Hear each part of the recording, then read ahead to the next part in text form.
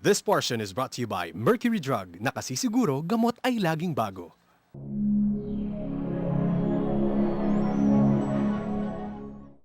Today on Generation RX Plus. It's one of the most mysterious diseases that man has ever encountered. It's also the subject that launched the Ice Bucket Challenge craze. Get to know ALS or Amyotrophic Lateral Sclerosis in our Ask the Experts. And visit Canada once more, or rather their pizza place here in the country.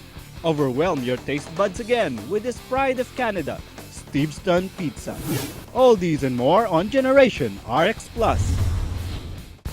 The Ice Bucket Challenge has popularized ALS, a medical condition previously unheard of to many of us. But just for your information, allow us to introduce you to ALS or Amyotrophic Lateral Sclerosis. Good morning, I am your host, Dr. Cecil Katapang, and you are watching Generation RX Plus.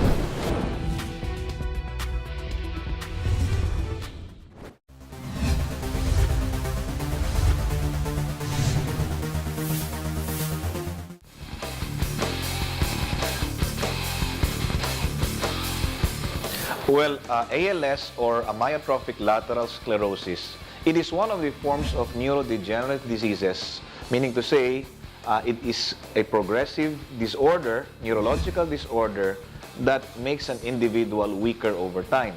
Pag nagsimula yung ALS, kadalasan hindi pa nalalaman yung symptom.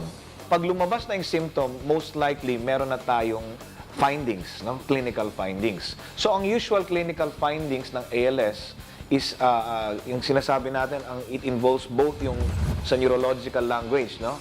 Upper motor neuron at saka lower motor neuron symptoms. Ang upper motor neuron symptoms, pwedeng may spasticity sila or parang naninigas. And of course, yung kanilang mga reflexes. Pag tinetest natin, yung mga deep tendon reflexes nila, hyperactive.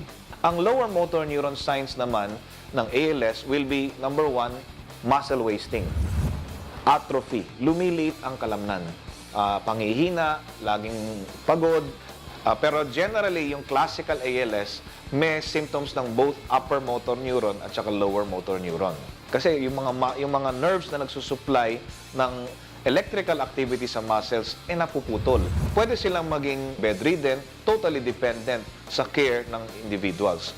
Siguro, yun ang reason bakit tayo may mga Ice Bucket Challenge ngayon, ano? That is because we still have so many questions that need to be answered. Treatment-wise, most of the time, pag na-diagnose with ALS, medyo alam ng marami, wala pang talagang evidence-based treatment na positibo. Ibig sabihin nun, gagaling siya kapag binigay itong gamot. May mga gamot na binibigay as part of the treatment para pwedeng pabagalin yung progression. Now, yung other options actually is supportive, no?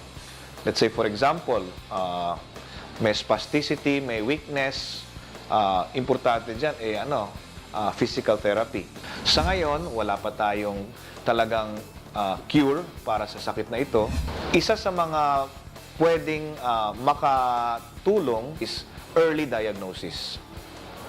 Kailangan kasi ma-detect kaagad yan. Makinig po kayo kasi dito we will teach you one simple technique using acupuncture point to relieve your chest pain.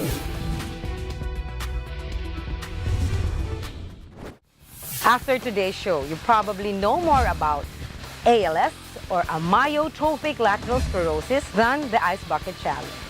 The Generation RX Plus team would like to thank Thunderbird Resort.